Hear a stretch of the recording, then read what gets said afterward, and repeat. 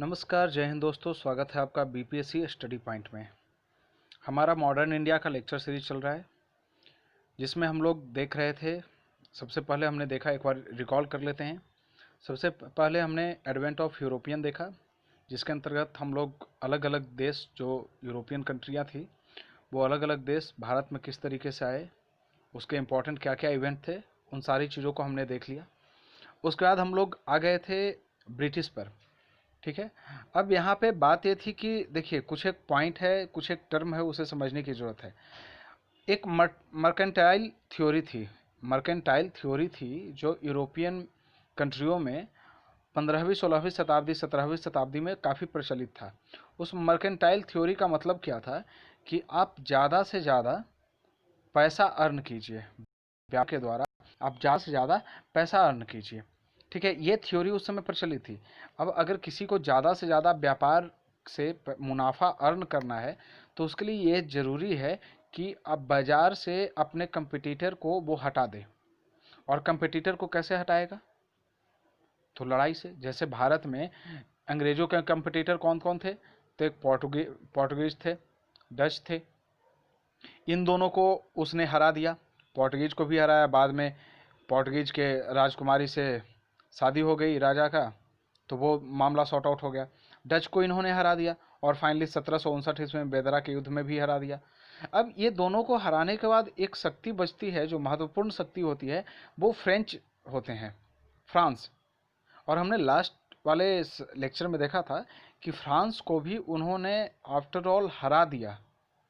इसके लिए 3 लड़ाइयाँ हुई, जिसे कर्नाटक वार कहते हैं, कर्नाटक की लड़ाइयाँ कहते हैं। और इस 3 लड़ाइयों में शुरू में तो फ्रांस का, फर्स्ट लड़ाई में तो फ्रांस का पलड़ा भारी था। सेकेंड लड़ाई में धीरे धीरे फ्रांस अपने उस अस्तित्व को मेंटेन करके नहीं रखे। ठीक है, और ब्रिटेन का धीरे धीरे कहानी बढ़ने लगी। और तीसरे में तो पूर्ण रूप से फ्रांस को हरा दिए।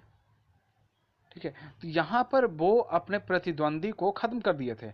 अब उनका जो मर्केंटाइल थ्योरी जो थी यूरोप की, वो उनके लिए बहुत फुलफिल कर रहा था। बोला कि एकदम सही है, यहाँ अब उनका कोई प्रतिद्वंदी बचा ही नहीं, क्योंकि मुनाफा तो तब कमा सकते हैं ना जब यहाँ पे कम प्रतिद्वंदी हों, जब कम लोग हों, जब हमारा कंपटीटर कम हो, तो जितना चाहे उतना मुनाफा कमा सकते हैं। ठीक है, तो ये चीज़ें थी। अब देखिए, यहाँ पर एक चीज़ और समझने वाली बात है कि क्या सिर्फ उनको, ये ब्रिटिश है, ठीक है, यहाँ पर पोर्टुगीज आ गए, डच हो गए, उसके बाद फ्रेंच हो गए, ये तीनों को एक एक करके इन्होंने हरा दिया, तीनों को हरा दिया। तो क्या सिर्फ इन तीनों को हराने से, मार्केट से कंपटीशन खत्म करने से क्या ब्रिटिश का फ़ायदा होना था? इनको और भी ज़्यादा फ़ायदा के लिए क्या करना था? इन्हें राजा महाराजा से, जो भारत के रियासतें थी, जो भारत के राज्य थे, जो मुगल शासन उस समय चल रहा था, मुगल प्रमुख जो थे, उनसे और ज़्यादा छूट और ज़्यादा रियायत चाहिए थी। तब ना, अगर ज़्यादा, जितना ज़्यादा छूट मिलेगा उतना ज़्यादा इनको मुनाफा होगा। और ये लगातार उस छूट के लिए प्रयासरत रहे। उसके साथ एक और चीज़ आपको ध्यान होगा, अगर आप वर्ल्ड हिस्ट्री पढ़ें, तो जो 18वीं शताब्दी होती है, 18वीं शताब्दी के मिडिल एज से ही, या उससे पहले ही, यूरोप में औद्योगिक क्रांति की शुरुआत हो गई होती है। अब आप समझिए, इस एक पूरे फैक्ट को समझिए। इसके बाद हम लोग देखेंगे कि बंगाल का विजय अंग्रेजों के लिए क्यों जरूरी था। ये जो चीज़ मैं बता रहा हूँ अभी, अब हमारा देखिए, हमारा आज का जो लेक्चर है वो मेनली फोकस्ड रहेगा किस पे? कंक्वेस्ट ऑफ बंगाल पे। इस कंक्वेस्ट ऑफ बंगाल में हम लोग देखेंगे मुख्य रूप से 2 लड़ाइयाँ यहाँ पे आती है। एक बैटल ऑफ प्लासी आएगा और एक बैटल ऑफ बक्सर आएगा। ठीक है, पर इससे पहले हम लोग देखेंगे कि आखिर बंगाल की ज़रूरत क्यों थी अंग्रेज़ों को। ठीक है ना? तो देखिए, सबसे पहले तो ये समझिए कि बंगाल से पहले किसी भारतीय राज्य को जीतना अंग्रेज़ों के लिए ज़रूरी क्यों था। देखिए, जो 18वीं शताब्दी थी वो औद्योगिक क्रांति का एज था यूरोपियन कंट्री में। अब यूरोप में नए नए उद्योग स्थापित हो चुके थे। अब उनके लिए कच्चे माल भी चाहिए। क्या चाहिए? कच्चे माल। और कच्चे माल कहाँ से आएंगे? बताइए, कच्चे माल कहाँ से आएंगे? तो कच्चे माल भारत से आएंगे। ठीक है, कच्चे माल भारत। अब कच्चे माल भारत से आएंगे, तो कच्चे माल अपने हिसाब से जितना चाहे उतना कच्चे माल भारत से आए, इसके लिए क्या करना पड़ेगा? भारत कच्चा माल क्यों देगा ब्रिटेन को? भारत के लोग उससे अपना हैंडीक्राफ्ट या जो भी बिजनेस भारत में चल रहा है, जो भी इंडस्ट्री भारत में चल रही है, वो अब कच्चे माल से वो चीज़ तैयार करेंगे ना, वो ब्रिटेन को क्यों देंगे? हो सकता है कि जो भारतीय राजा हो वो अंग्रेजों को सपोर्ट न करते, इसलिए अंग्रेजों के लिए ये जरूरी था कि भारतीय राज्य उसके कंट्रोल में हो। पहली चीज, ये चीजें तो समझ गए। दूसरी बात ये थी कि अब औद्योगिक क्रांति हो गया, वहां पे ज्यादा से ज्यादा मुनाफा कमाना है, तो इसके लिए क्या करना होगा कि ब्रिटेन से सामान ला करके भारत जैसे बाजारों में निर्यात करना होगा। पहले की कहानी क्या थी? पहले आपको पता होगा कि पहले बुलियन में व्यापार होता था। हमने पहले प्रीवियस वीडियो में हमने बताया था बुलियन में, बुलियन कहने का मतलब प्रीसियस मेटल में, क्योंकि भारत से तो चीज वो ले जाते थे और यूरोप में निर्यात करते थे, लेकिन यूरोप को भारत देने के लिए, जैसे मान लिया कि कोई सामान ले गए यहाँ से, मसाला ले गए, तो मसाला यहाँ से ले लिए, वो यूरोप में दे दिए, लेकिन उस मसाला के बदले कोई ऐसा चीज नहीं था यूरोप में जो भारत में दिया जा सकता था। तो इसके बदले वो क्या करते थे, इसको कैसे अदा करते थे, इसका कॉस्टिंग कैसे करते थे, तो बुलियन में, सोने चांदी के सिक्के में, ठीक है ना। तो धीरे धीरे भारत में क्या हो रहा था कि सोना चांदी का अथाह भंडार आ रखा था। धीरे धीरे भारत में सोना चांदी ज्यादा बढ़ रहा था। और उस समय एक और थ्योरी, जैसे मर्केंटाइल थ्योरी प्रचलित थी, उसी तरीके से एक बुलियनिज्म की एक थ्योरी प्रचलित थी वहाँ पे। उसमें कहा जाता था कि जिस देश के पास में जितना ज़्यादा बुलियन का भंडार होगा वो देश उतना ताकतवर और उतना मजबूत होगा। जैसे आज भी आप समझ लीजिए, जिस कंट्री के पास में, जिस देश के पास में ज़्यादा राजस्व है, ज़्यादा पैसा है, ज़्यादा लिक्विडिटी है, और जिसके पास में ज़्यादा आर्मी है, वो मजबूत होता है, उसकी ताकत होती है, उसका डंका बजता है। उसी तरीके से उस समय भी बुलियनिज्म की एक थ्योरी चल रही थी, ठीक है ना, और उसके तहत ज़्यादा से ज़्यादा अपने यहाँ बुलियन इकट्ठा करने की परंपरा चल रही थी। अब ऐसे में यूरोप का, अर्थात ब्रिटेन का बहुत सारा सोना चांदी जो है वो भारत में इकट्ठा हो रहा था, क्योंकि भारत को देने के लिए कुछ था ही नहीं। तो इनके लिए देखिए पंगा क्या क्या होता है। पहला पंगा, व्यापार में ज़्यादा से ज़्यादा मुनाफा कमाना है, इसके लिए कंपटीटर को हटा दिए। समझिए इन चीज़ों को। दूसरा पॉइंट क्या था कि भारतीय शासकों से ज़्यादा छूट, ज़्यादा से ज़्यादा रियायत उनको चाहिए, ताकि वो ट्रेड करें तो ज़्यादा मुनाफा हो उनको, ठीक है। उसके बाद एक मिनट, ये जो बुलियन का कॉन्सेप्ट था, ये ज़्यादा सोना चांदी भारत में इकट्ठा नहीं होना चाहिए। उसके बाद उद्योगों के लिए कच्चे माल की ज़रूरत भारत से पड़नी थी। उसके बाद जो वहाँ माल तैयार होते, नए माल जो उसके फैक्ट्री में तैयार होते, उसको बेचने के लिए मार्केट चाहिए और अपने हिसाब से चाहिए। ऐसा स्थिति चाहिए कि भारतीय जो वस्त्र हैं या भारतीय जो सामान है वो कम बिके और यूरोपीय चीज़ों का मांग ज़्यादा हो। अब ये 5-6 पॉइंट ऐसे थे जो ब्रिटिश के लिए, ब्रिटेन के लिए जरूरी थे कि भारत में एक ऐसा सराउंडिंग, भारत में एक ऐसा इन्वायरमेंट डेवलप करे जिससे उनका व्यापार ज़्यादा से ज़्यादा चले। उनका व्यापार क्या चले, ज़्यादा से ज़्यादा चले। और इसके लिए उन्होंने कॉलोनी बनाना स्टार्ट कर दिया, कॉलोनिज्म, जिसको हम लोग कहते हैं उपनिवेशवाद की थ्योरी। कॉलोनियल ढांचा स्टार्ट कर दिया उन्होंने, ठीक है। और कॉलोनियल ढांचा में क्या होता है कि अपने सामान को ला करके यहाँ पर कॉलोनी में बेचते हैं और ज़्यादा से ज़्यादा मुनाफा कमाना स्टार्ट कर देते हैं। तो सबसे पहले वो अपने प्रतिद्वंदी को हरा करके, उनका नज़र अब चला गया भारत के राज्यों पर, ठीक है। अब भारत के राज्यों में सबसे पहले उन्होंने ढूंढा बंगाल को। एक इस सेंस में एक कहावत भी आती है कि डुप्ले, जिसे हमने लास्ट लेक्चर में देखा था, डुप्ले फ्रांसीसी का गवर्नर है। एक कहावत कहा जाता है कि डुप्ले जिस ताले की चाबी मद्रास में खोज रहे थे, ठीक है ना, लॉर्ड क्लाइव को उस ताले की चाबी बंगाल में मिल गई। इसका मतलब क्या हुआ कि जो चीज़ जो डुप्ले खोज रहा था कि मद्रास से हमें मिल जाए, पूरे भारत को कंट्रोल कर ले मद्रास से, हमें फ़ायदा मिल जाए, पैसे मिल जाए, राजस्व मिल जाए, सब कुछ मिल जाए, पूरे भारत को हम कवर कर लें, वो चीज़ मद्रास में न हो करके बंगाल में था। अब इसका कारण क्या है? देखिए, सबसे पहले हम पहले भी बताए थे, अभी भी बताते हैं कि भारत सोने का चिड़िया कहा जाता था। भारत के पास में अपार धन संपदा थी, इसका मानसून सही था, यहाँ पैदावार होती थी बहुत अच्छी, यहाँ पर खनिज संसाधन बहुत मात्रा में है, रॉ मटेरियल बहुत मात्रा में उपलब्ध है। तो यहाँ के लोग जो थे वो आत्मनिर्भर थे, इसे कहीं बाहर की जरूरत नहीं थी। और उन सब में अगर आप ये कहें कि भारत को सोने की चिड़िया कहा जाता है, तो भारत का ये जो बंगाल का एरिया था, इसको आप निश्चित रूप से उस चिड़िया का हृदय कह सकते हैं, या heart of the golden bird bird कह सकते हैं।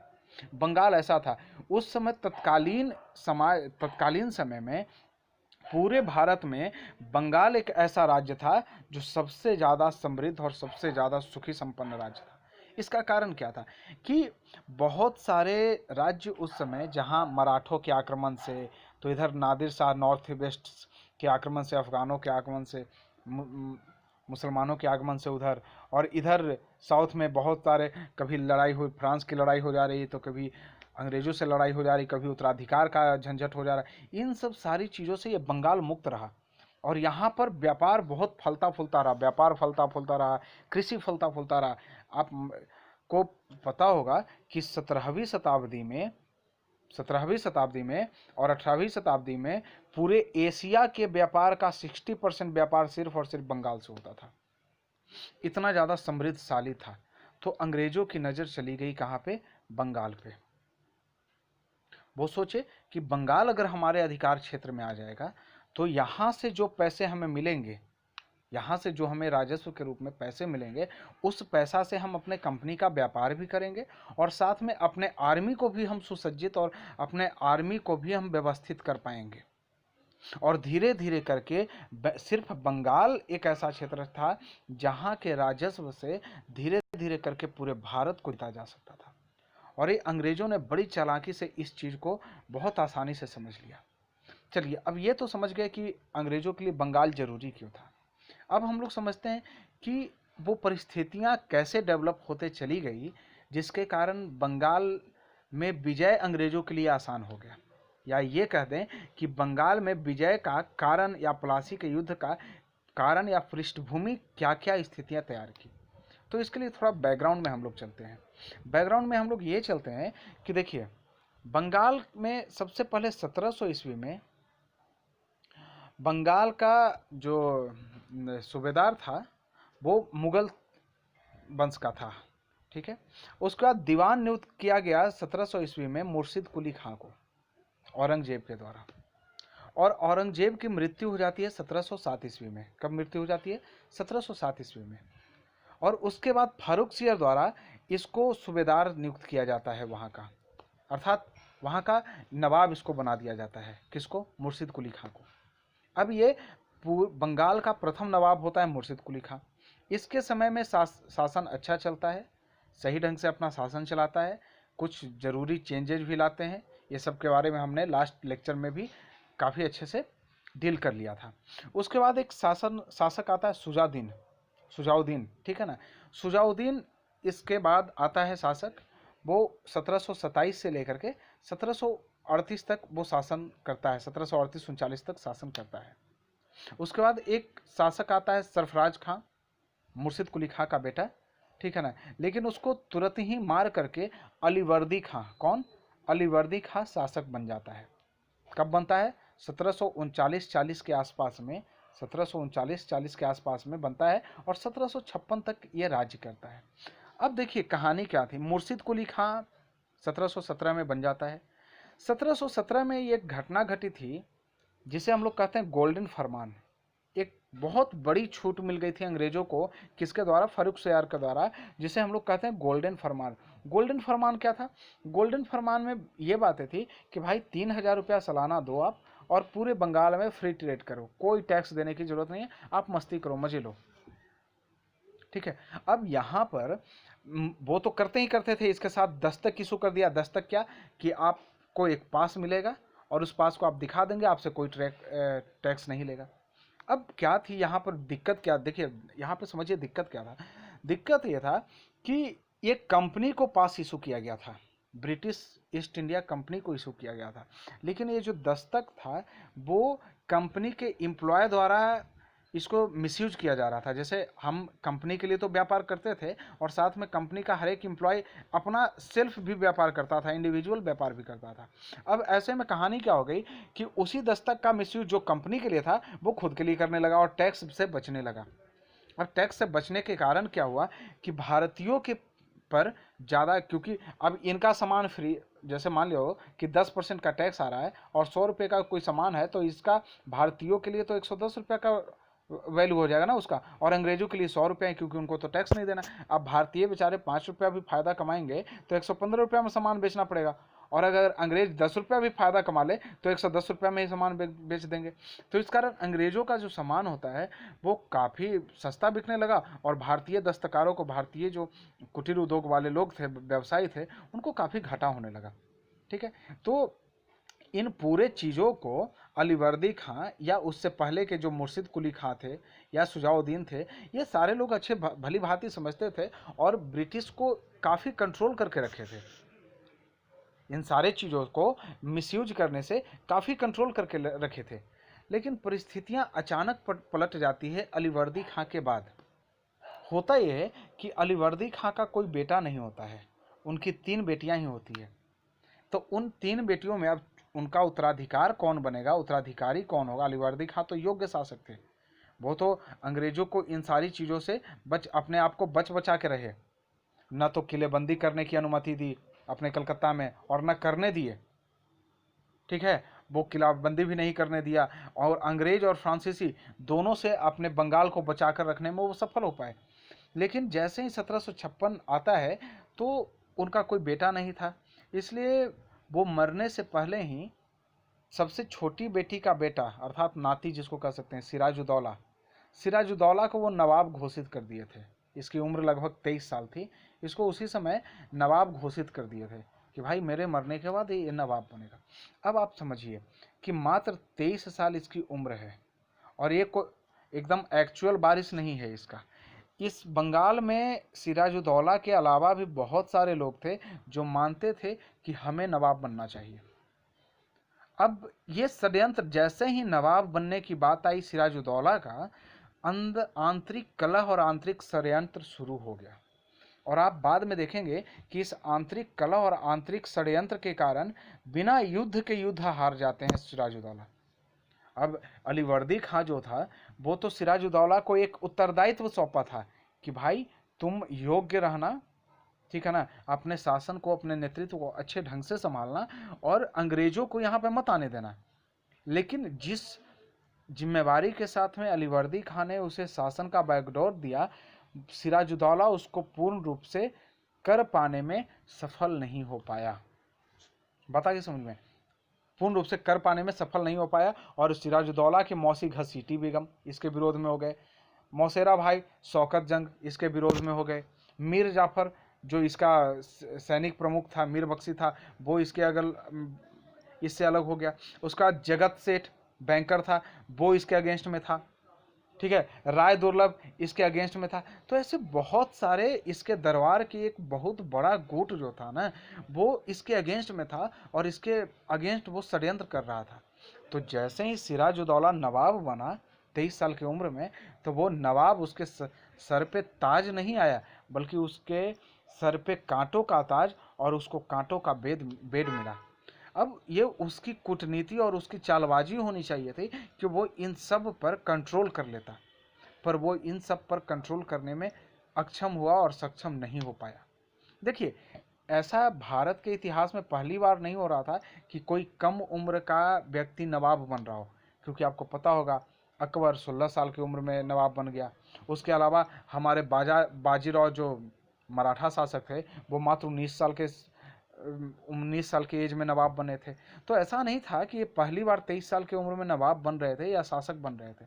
लेकिन क्या थी कि चाहे अकबर हो या बाजीराव प्रथम हो, वो सभी लोगों के जो संरक्षण प्राप्त था, एक अच्छे प्रधानमंत्री का संरक्षण प्राप्त था, जिसके कारण वो काफ़ी बड़ा इतिहास बना सके। लेकिन इसके साथ में, सिराजुद्दौला के साथ में, कोई बेहतर संरक्षण प्राप्त नहीं था। मीर जाफर हो, शौकत जंग हो, घसीटी बेगम हो या राय, कोई भी हो, तो कोई इसके सपोर्ट वाला नहीं था। ये बेचारा अकेला का अकेला पड़ गया।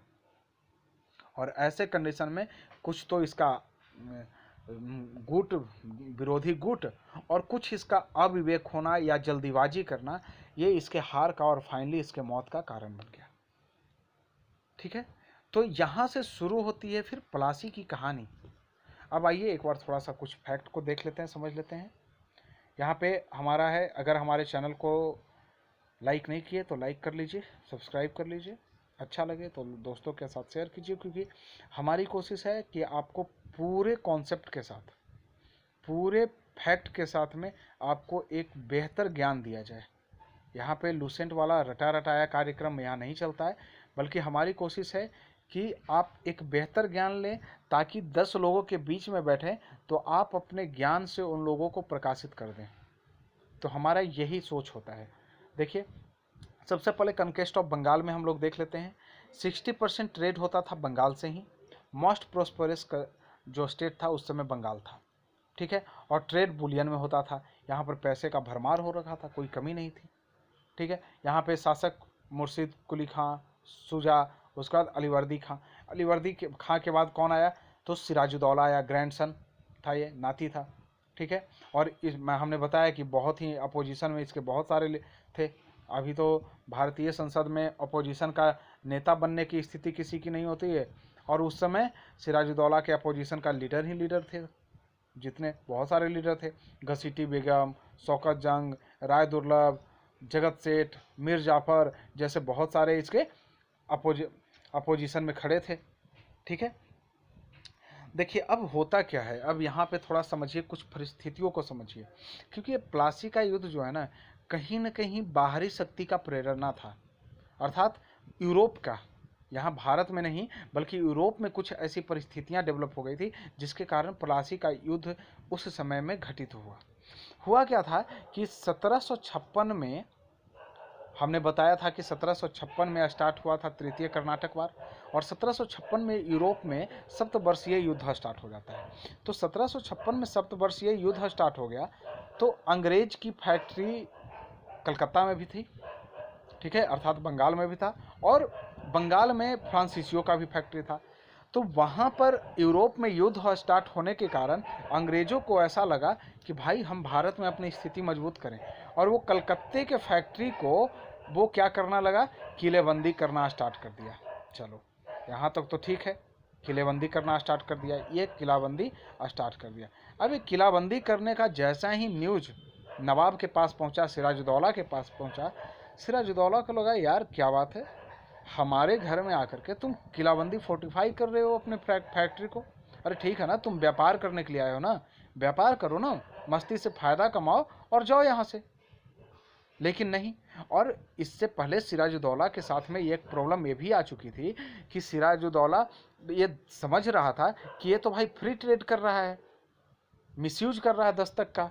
एक तो देखिए, फ्री ट्रेड करने से क्या था कि एक तो भारत के जो दस्तकार, भारत के जो व्यापारी लोग थे, इनका इनकम तो कम हो ही रहा था, साथ ही साथ फ्री ट्रेड के कारण जो बंगाल का राजस्व था वो भी घाटे में चल रहा था। अब सिराजुद्दौला ये कैसे बर्दाश्त करेगा भाई, कोई भी आदमी कैसे बर्दाश्त करेगा। एक तो ऑलरेडी आप टैक्स नहीं दे रहे हैं, कंपनी भी नहीं दे रही है, कंपनी नहीं देने के अलावा जो इंडिविजुअल लोग हैं, कंपनी के एम्प्लॉय हैं, वो भी नहीं दे रहे हैं। अब इससे ट्रेजरी जो नवाब है उसका राजस्व घाटे में चल रहा है, उसके साथ साथ बंगाल के जो लोग हैं उनको भी घाटा लग रहा है। तो ये तो चीज़ें चल ही रही थी। अब इन चीज़ों के अलावा तुम फोर्टिफाई भी करने लगे, अपने किला को किलेबंदी भी करने लगे। इसका मतलब अब तो फिर आमने सामने वाली बात हो गई ना। ये तो सीधे उस बंगाल के नवाब का ललकार था, एक तरह से बंगाल के नवाब को ललकारा जा रहा था, भाई आओ हम आंख में आंख मिला रहे हैं। अब एक व्यापार करने वाली कंपनी इतना, अब आंख में आंख, अब जैसे अभी मुकेश अंबानी है, जियो एक तरह से बिजनेस ही तो करते हैं, ये अगर नरेंद्र मोदी से आंख में आंख मिलाने लगे, अपना फोर्टिफाई करने लगे, अपना सेना अलग रखने लगे, तो फिर नरेंद्र मोदी के अस्तित्व को ललकार है ना। उसी तरीके से नवाब को लगा यार ये तो बड़ा गड़बड़ है। इसके साथ उस समय क्या था कि जो इनके नवाब के जो अगेंस्ट जो एंटी पार्टी थी, ठीक है ना, उनको शरण कौन देता था, तो अंग्रेज देता था। नवाब के डर से भाग जाता था और भाग करके अंग्रेजों के पास में चला जाता था। तो कुछ 2 3 4 5 ऐसे मुद्दे थे ना कि जिसके कारण नवाब को मजबूरन वो मजबूर हो गया यार, उसके अस्तित्व पे सीधे आघात था। अबे कैसे बर्दाश्त कर सकता था नवाब। तो ये फोर्टिफिकेशन स्टार्ट कर दिया कलकत्ता में, अपना जो फोर्ट विलियम उसका ये था फैक्ट्री था, वो वहाँ पर फोर्टिफिकेशन स्टार्ट कर दिया। अब जैसे ही पता चला कि भाई फोर्टिफिकेशन हो रहा है, तो नवाब को लगा कि अब 40 पे ये तो गलत बात है, और वो चला गया सीधे लड़ाई करने। कहाँ चला गया? लड़ाई करने, और कलकत्ता पर अटैक कर लिया। पहले तो कासिम बाजार पे अटैक किया, कासिम बाजार भी अंग्रेजों का बस्ती था, उस पर अटैक करके उसको अपने अधिकार में ले लिया। और कासिम बाजार के बाद वो क्या कर लिया, कलकत्ता पर अटैक कर दिया और कलकत्ता को अपने कवर में ले लिया। शुरू में तो बोला कि भाई फोर्टिफिकेशन बंद कर दो, वो शांति से। देखिए, जैसे ही उधर यूरोप में युद्ध स्टार्ट हुआ तो इधर ब्रिटिश जो थे वो, और इधर फ्रेंच, ये दोनों अपना अपना फैक्ट्री को फोर्टिफाई करने लगे, दोनों किलेबंदी करने लगे। लेकिन नवाब दोनों को मना किया कि भाई देखो, यहाँ किलेबंदी नहीं चलेगी, चुपचाप व्यापार करने आए हो, व्यापार करो, फालतू के ड्रामा नहीं चलेगा। तो फ्रेंच लोग तो मान गए, लेकिन ब्रिटिश नहीं माना। अब नहीं माना तो नवाब बोले कि अच्छा ठीक है, रुको बताते हैं, और जाकर के अटैक कर दिए कासिम बाजार पर, और कहाँ? बंगाल, ये कलकत्ता पर, और दोनों को अपने अधिकार में ले लिया। दोनों को क्या किया? अपने अधिकार में ले लिया। अब वहाँ पे एक घटना घटती है जिसे ब्लैक होल की घटना कहते हैं। क्या कहते हैं? ब्लैक होल की घटना कहते हैं। ये सारी घटनाएं 1956 की है, ये सारी घटनाएं 1956 में घट गई। क्या होता है कि फोर्ट विलियम जो होता है ना, उसके अंदर एक कोठरी होती है, एक कमरा होता है। तो नवाब वहाँ अटैक करने के बाद लगभग 146 अंग्रेजों को उस कमरा में बंद कर देता है। छोटा सा कमरा होता है, और उस कमरा में बंद कर देता है, और अगले दिन सुबह उस कमरा को खोलता है तो मात्र 23 जिंदा बचते हैं, और बाकी के 123 मर जाते हैं, दम घुटने से मौत हो जाती है। अब ये घटना कितना हद तक सही है या गलत है, इसके विश्वसनीयता पर अभी भी सवाल है, ठीक है। और इसी में से एक अंग्रेज अधिकारी बचकर निकलता है, जिसका नाम है हॉलवेल। जिसका नाम क्या है? हॉलवेल। अब उस समय जब ये फोर्ट विलियम पर आक्रमण किया था तो बहुत सारे अंग्रेज वहां से भाग करके समुद्र में चले गए और फुल्ता द्वीप में जाकर शरण ले लिए थे, ठीक है। इतनी चीजें समझ के अब हॉलवेल उस कोठरी से निकल करके भागता है, जिंदा निकल जाता है। और जिंदा निकलने के बाद ये पूरे अंग्रेज को, जो अंग्रेज समुदाय था, ब्रिटिश लोग थे, उनको ये कहानी फैलाता है कि भाई देखिए, नवाब इतना अत्याचारी है, इतना क्रूर है, हम लोग को ऐसे मरवा दिया, ये वो पूरा एक निगेटिव छवि नवाब का क्रिएट करता है। अब देखिए, 123 ब्रिटिश लोग मारे गए, निर्दोष ब्रिटिश मारे जा रहे हैं, तो ये चीज़ तो गलत मैसेज देगा। ये मैसेज पहुंच गया कहाँ? देखिए, भारत यह है, या यहाँ पे बंगाल था, ये पूरा बंगाल का एरिया है, और यहाँ पे मद्रास था। मद्रास अंग्रेजों की उस समय कंपनी हुआ करती थी, और अंग्रेजों का वहाँ पर वर्चस्व अच्छा चल रहा था। देखिए, एक्चुअली यहाँ पे एक चीज़ आपको हम बताना चाहेंगे। ये हमारा नॉर्थ हो गया, ईस्ट, साउथ और वेस्ट। अंग्रेज दो चीज़ को कवर कर चुके थे, यहाँ और यहाँ। देखिए, यहाँ मुंबई में वो कवर कर रखे थे, बम्बई में, और यहाँ मद्रास को वो कवर कर रखे थे। और तीसरा, बंगाल पे भी उनका आधिपत्य था, लेकिन पूर्ण आधिपत्य नहीं था, ठीक है। वैसे दो जगह इनकी शक्ति थी, और यहाँ पर बंगाल में भी इनकी शक्ति थी। लेकिन चलिए अब आगे देखते हैं। यहाँ पे तो हम क्या बता रहे थे कि जैसे ही ये न्यूज़, ब्लैक होल वाली घटना, ये मद्रास में पहुंचा, तो मद्रास के जो गवर्नर थे वो बोले कि भाई ये तो गड़बड़ चीज़ है, ये तो ब्रिटिश के ऊपर अत्याचार किया जा रहा है। वहाँ लॉर्ड क्लाइव, जो कि अपना प्रदर्शन अच्छा कर चुका था, कर्नाटक बार में, कर्नाटक की लड़ाई में अच्छा प्रदर्शन दिया था, और काफ़ी जीत उसके कारण हासिल हुई थी। तो यहाँ से लॉर्ड क्लाइव और वाटसन, किसको? वाटसन और लॉर्ड क्लाइव को, एडमिरल वाटसन और कर्नल लॉर्ड क्लाइव को यहाँ से भेजा जाता है कुछ सैनिक लेकर के। बोलता है भाई 200-500 सैनिक लो और जाओ कलकत्ता में और मामला सॉर्ट आउट कर दो। ज़्यादा नहीं करना है। जो नवाब हमारा कासिम बाजार पर अधिकार कर लिया है और कलकत्ता के फैक्ट्री पर अधिकार कर लिया है, तो बस उनसे वो फैक्ट्री छुड़वा लेना, और अगर कुछ हर्जाना मिल जाए तो हर्जाना लेकर के चुपचाप चले आना, फालतू का ड्रामा नहीं करने का जरूरत है। लेकिन क्लाइव तो था चालाक आदमी।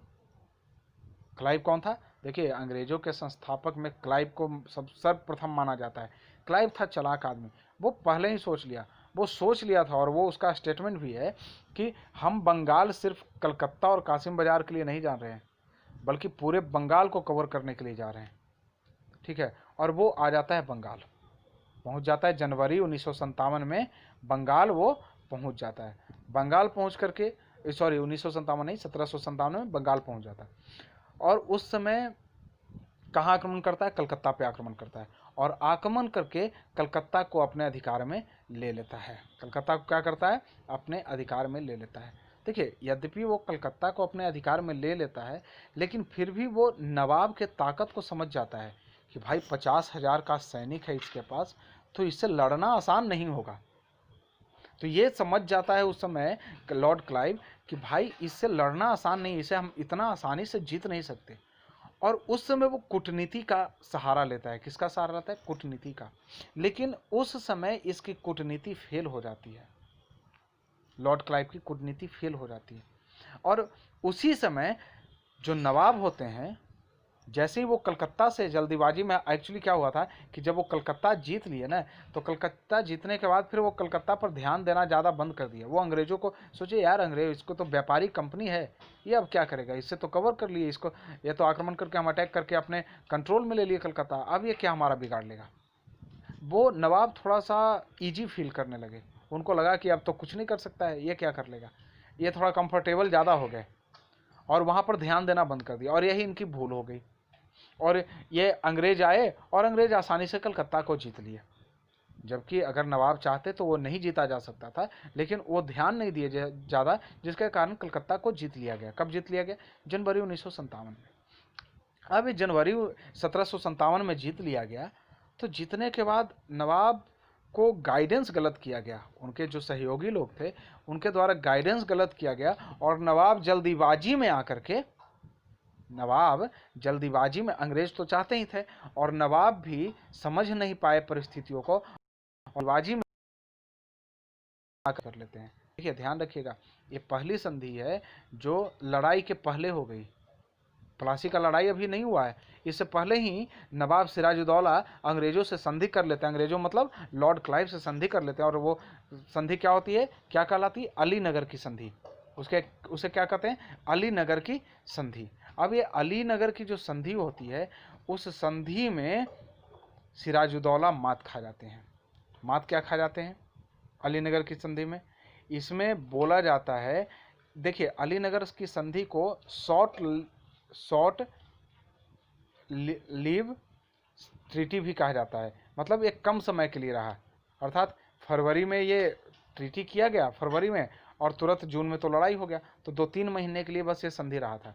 ये संधि में क्या कहा गया? इस संधि का प्रोविज़न क्या था? इस संधि का प्रोविज़न ये था कि भाई देखिए, हम लोग अपना आराम से अपना अपना काम करेंगे, कोई एक दूसरे को इंटरफेयर नहीं करेगा, हम अपने हिसाब से काम करेंगे, आप अपने हिसाब से काम कीजिए, पहला चीज़। दूसरा चीज़, जो कलकत्ता को विजय पाने में, या कलकत्ता पर जो आक्रमण किए और इसमें जो खर्च हुआ है हमारा ब्रिटेन का, वो नवाब आप दीजिए हमको, क्योंकि आपकी गलती के कारण कलकत्ता पर आप अटैक किए और फिर हमको आना पड़ा, तो जो भी खर्च हुआ वो नवाब को देना पड़ा इसमें। अब देखिए आप, ये अलीनगर की संधि हो रही है, अंग्रेज वहाँ पर निश्चित रूप से कमज़ोर हैं, उसके बावजूद नवाब ये चीज़ समझ नहीं पाया, और वो नवाब अंग्रेजों को और पैसा दे रहा है कलकत्ता में आक्रमण के लिए। देखिए कितना गलत बात हो रखा था कि नवाब खुद पैसा दे रहा है, फाइन दे रहा है उसको, ठीक है ना। और उसके बाद उसको बोल दिया गया कि भाई सारा फैसिलिटी उसको दे दिया गया, हाँ ठीक है, आप व्यापार कीजिए, जो भी करना है आप कीजिए, जो व्यापार ये सब बंद कर दिया था वो सारा फैसिलिटी इनको दे दिया गया। ये हो गया फरवरी 1757 में अलीनगर की संधि, जिससे पुरानी प्रथा फिर से बहाल हो गई।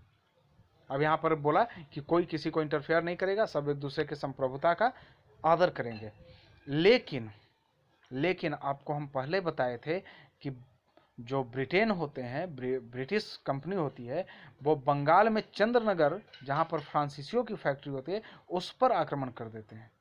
और वो आक्रमण अलीनगर के संधि के जस्ट अगले महीना, अर्थात फरवरी में संधि होती है, और मार्च में ये चंद्रनगर पे आक्रमण करके अपने कंट्रोल में कर लेते हैं, मार्च 1757 में। अब ये मार्च 1757 में कंट्रोल में कर लिए, तो ये तो फिर वही बात हो गई ना कि चंद्रनगर भी तुम नवाब के शासन के अंतर्गत आता था, अब वहाँ पे आक्रमण करके उसको कंट्रोल में कर रहे हैं, तो फिर उसके संप्रभुता को ललकारने वाली बात हो गई। फिर क्या हो गई? उसके संप्रभुता को ललकारने वाली बात हो गई यहाँ पर, ठीक है। और जिसके कारण परिस्थितियां जो है वो विकराल होते चली गई, निगेटिव होते चली गई। अब यहीं पर एक और चीज़ समझिए कि जो जनवरी में अंग्रेज ठीक है जीत गए, कलकत्ता को पुनः विजय प्राप्त कर लिए, लेकिन वो नवाब की शक्ति से परिचित हो चुके थे और उस समय उन्होंने कोशिश किया कि इसको कूटनीति से हराया जाए। लेकिन उस समय वो नवाब के जो विरोधी थे उसको अपने गुट में शामिल नहीं कर पाए, अर्थात अंग्रेज अपने गुट में शामिल नहीं कर पाए। लेकिन जनवरी से लेकर के जून तक 6 महीना का जो टाइम मिला उनको ना, तो रॉबर्ट क्लाइव अपने कूटनीति का, अपने डिप्लोमेसी का सहारा लिया और नवाब के जितने विरोधी गुट थे, किसी को पैसा दे करके, किसी को कुछ दे करके अपने तरफ कर लिया। जिसमें सबसे प्रमुख था मीर जाफर। सबसे प्रमुख कौन था? मीर जाफर। मीर जाफर ललायित था नवाब बनने के लिए। मीर जाफर को लगता था कि भाई हम नवाब बने। अब देखिए यहाँ पर कुछ एक कॉन्सेप्ट को समझना जरूरी है। जिस समय ये लड़ाइयाँ हो रही है उस समय कोई भारत का कॉन्सेप्ट लोगों के सामने नहीं रहता है। वो ये समझते ही नहीं है कि हमें एकीकरण होना है, हमें हमारे अंदर राष्ट्रवाद की भावना होनी चाहिए। वो ये समझ ही नहीं पाते हैं। उनको ये चीज़ समझ ही में नहीं आता कि भाई हम जो जिस बाहरी शक्ति के कारण नवाब बनने वाले हैं, तो क्या ये सही है?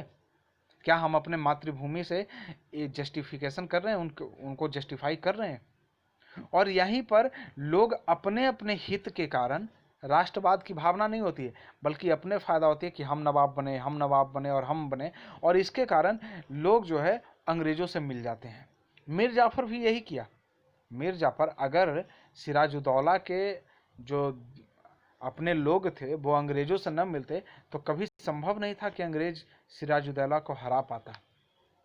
ठीक है, तो मीर जाफर सिर्फ इस कारण कि हमें नवाब बना दिया जाएगा अंग्रेजों से मिल गया। और इतना ही नहीं, नवाब बनने के एवज में वो पैसा भी देता है बहुत सारा। क्या फायदा हुआ भाई? ठीक है, तो यहां पर ये 6 महीना में जनवरी से लेकर जून तक के रॉबर्ट क्लाइव कुछ नहीं किया, बल्कि जितने भी उसके एंटी ग्रुप के मेंबर थे वो सारे को एक एक करके अपने तरफ मिला लिया। अब आ जाता है युद्ध का समय। उस समय जब युद्ध का समय आता है तो भाई सिराजुद्दौला की तरफ से लड़ने के लिए कोई बचता ही नहीं। बस 2 लोग मीर मदान बचते हैं, ठीक है ना। बस उसके तरफ से 2 लोग बचते हैं जो युद्ध करते समय मारे जाते हैं। और लगभग ये बोला जाता है कि सिराजुद्दौला का 50,000 आर्मी होता है और लॉर्ड क्लाइव का मात्र 3200 आर्मी, लॉर्ड क्लाइव का आर्मी सिराजुद्दौला के आर्मी को हरा देता है। और हरा क्यों न देगा? मीर जाफर सैन्य प्रधान जो था, उसके पास सैनिक का बहुत बड़ा हिस्सा था, वो सेना उस लड़ाई में तो भाग ही नहीं लिया, तो हारना था निश्चित रूप से। जगत सेठ, राय दुर्लभ, जितने भी लोग थे वो सारे के सारे हट गए, तो निश्चित रूप से हारना ही हारना था। और जब ये अपनी हार सुनिश्चित देख करके, जैसे ही देखा नवाब सिराजुद्दौला कि अब तो हम भाई हारने वाले हैं, वो वहाँ से भाग निकला। तो भाग निकलोगे तो कहाँ जाओगे? भाग निकला, उसके बावजूद मीर जाफर का बेटा मिरान जो था वो इसको मार दिया। बोला कि भाई जाओगे कहाँ? और इस तरीके से सिराजुद्दौला की कहानी खत्म हो जाती है और प्लासी का लड़ाई 23 जून 1757 को लड़ा जाता है। ठीक है, ये जितने भी ट्रेटर बन जाते हैं सब धोखेबाज बन जाते हैं। तो इस कारण एक कहावत भी प्रचलित है कि 1757 प्लासी का लड़ाई जो है वो छल पूर्वक लड़ा गया युद्ध है। यूपीएससी में एक कथन आया था और बोला गया था कि इसको एनालाइज कीजिए। ठीक है, तो कहानी तो आप समझ ही रहे हैं पूरा का पूरा। अब ये पूरी की पूरी कहानी हो जाती है किसकी? प्लासी के लड़ाई की। ठीक है, प्लासी की लड़ाई, देखिए प्लासी की लड़ाई को कहा जाता है कि ब्रिटिश के भारत में एंट्री का एक पॉइंट है, एंट्री पॉइंट है। प्लासी की लड़ाई का बहुत ज़्यादा सिग्निफिकेंस होता है, बहुत ज़्यादा महत्व होता है। इसके महत्व का कारण क्या होता है कि सबसे पहला चीज़, अंग्रेज फ्रांस को पहले हरा चुके थे, बहुत सारे यूरोपियन कंट्रियों को हरा चुके थे। अब यहाँ पर वो एक देसी शक्ति को भी हरा दिए। किसे हरा दिए? देसी शक्ति को हरा दिए, चाहे किसी भी रूप में। अब देसी शक्ति के हराने के कारण उनका मनोबल टाइट हुआ, मनोबल अप हुआ और एक बंगाल जैसे सुखी और समृद्ध प्रदेश का नवाब अंग्रेजों के हाथ का कठपुतली हो गया। पहली चीज, अंग्रेजों को इससे बहुत ज़्यादा फायदा हुआ, राजस्व मिला, बहुत ज़्यादा पैसा, जमींदारी प्राप्त हो गई, बहुत पैसा मिला। इससे जो उनका मुख्य उद्देश्य था व्यापार करना और मुनाफा कमाना, वो उनका सबसे पहले फुलफिल होने लगा, पहला चीज। और दूसरा, उनके मनोबल टाइट होने के कारण वो बाद में आराम से किसी भी जगह को जीतते चले गए। ठीक है, कहा जाता है कि अगर प्लासी के युद्ध के बाद कोई एक लड़ाई भी अंग्रेज हार जाते ना, जैसे बक्सर का युद्ध हुआ, हार जाते, आंग्ल मैसूर युद्ध हुआ, हार जाते, मराठा का युद्ध हार जाते, तो इतना बड़ा कहानी नहीं होता भारत में उनकी। लेकिन वो हारे ही नहीं, बल्कि सारे युद्ध लगभग जीतते चले चले गए। ठीक है ना। तो ये यहाँ पर प्लासी का युद्ध का महत्व इसलिए भी होता है कि इनका मनोबल में बेतहासा वृद्धि हुई, नवाब कठपुतली की सरकार बन गई, जितना चाहे पैसा ले लें इनके पास में, राजस्व वसूलने का अधिकार इनके पास में आ गया। ठीक है, तो इस तरीके से प्लासी, और ये ब्रिटिश का एंट्री पॉइंट था। इसके बाद आप देखेंगे कि बक्सर की लड़ाई होती है और बक्सर की लड़ाई में ये पूर्ण रूप से बंगाल का इनका कंट्रोल इनके ऊपर आ जाता है, पूरा का पूरा, पूरा दीवानी इनको मिल जाता है। और ये सब कहानी क्यों होती है? सिर्फ इस कारण होती है कि मीर जाफर जैसे तुच्छ और लोभी प्रकृति के व्यक्ति राजा के साथ होते हैं, और इन्हीं के कारण आपसी फूट का फायदा कौन उठाता है? अंग्रेज उठाता है। बाद में आप देखेंगे कि मीर जाफर जो अंग्रेजों से इसलिए मिलता है कि हमें नवाब बना दो, मीर जाफर को भी हटना पड़ता है, हटा देता है अंग्रेज। ठीक है, तो ये चीजें थी, प्लासी की लड़ाई से संबंधित ये पूरा का पूरा फैक्ट था। अब हम लोग नेक्स्ट वीडियो में देख लेंगे बक्सर की लड़ाई के बारे में, और मीर जाफर के बाद की कहानी हम लोग देख लेंगे, कैसे मीर कासिम आता है। मीर जाफर पहले पदस्थ होता है, मीर जाफर को फिर हटा दिया जाता है, उसके बाद मीर कासिम आता है, मीर कासिम लड़ाई लड़ता है, ये बहुत योग्य शासक होता है, मीर जाफर से बेहतर होता है, सिराजुद्दौला से भी बेहतर होता है, लेकिन मीर कासिम को हटा दिया जाता है। और बाद में मीर कासिम एक त्रिगुट बनाता है, किसके साथ? अवध के नवाब, मुगल सम्राट और खुद, ये तीनों मिलकर के अंग्रेज से लड़ाई करता है, लेकिन ये तीनों हार जाता है। और फिर बक्सर की युद्ध में भारतीय शासकों की हार हो जाती है और अंग्रेज सर्वोच्च साबित हो जाते हैं। तो ये पूरी कहानी, उसके बाद उनको सारी दीवानी के अधिकार मिल जाता है, फिर बंगाल में डुअल गवर्नमेंट आ जाता है, द्वैत शासन आ जाता है। ये पूरी की पूरी कहानी हम लोग नेक्स्ट वीडियो में देखेंगे। ठीक है, चलिए लाइक करें, सब्सक्राइब करें और लोगों के साथ में शेयर करें। धन्यवाद।